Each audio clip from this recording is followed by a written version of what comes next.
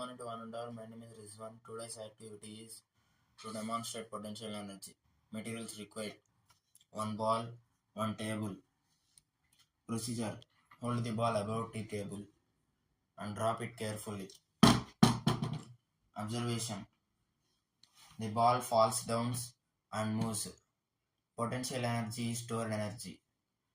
When I hold the ball, it has potential energy.